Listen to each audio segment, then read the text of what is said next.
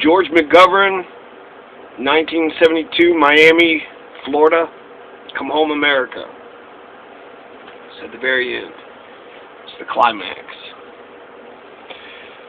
So join with me in this campaign. Lend Senator Eagleton and me your strength and your support, and together we will call America home to the ideals that nourished us from the beginning.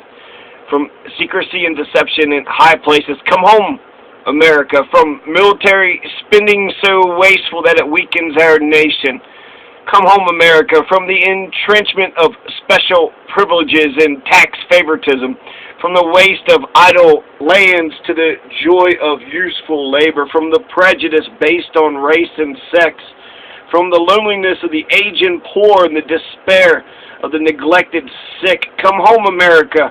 Come home to the affirmation that we have a dream. Come home to the conviction that we can move our country forward.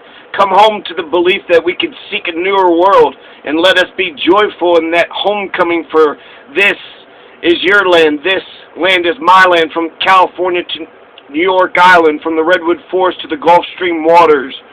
This land was made for you and me. So let us close on this note. May God grant each one of us the wisdom to cherish this good land and to meet the great challenge that beckons us home. And now is the time to meet that challenge. Good night and Godspeed to you all.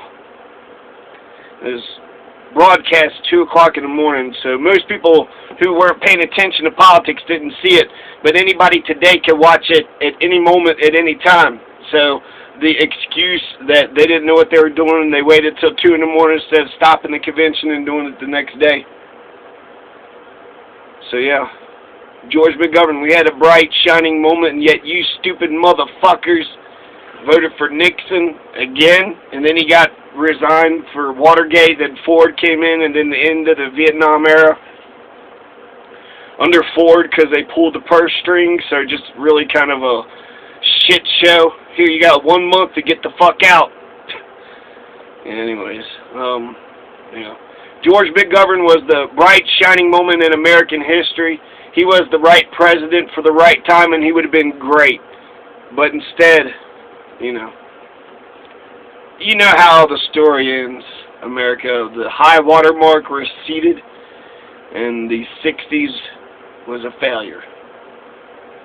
So you got to fight all the way to the end, until victory, until the war ends, and Palestine is saved, and the poor folks, and the homeless folks, and the downtrodden, and the sick, and the needy.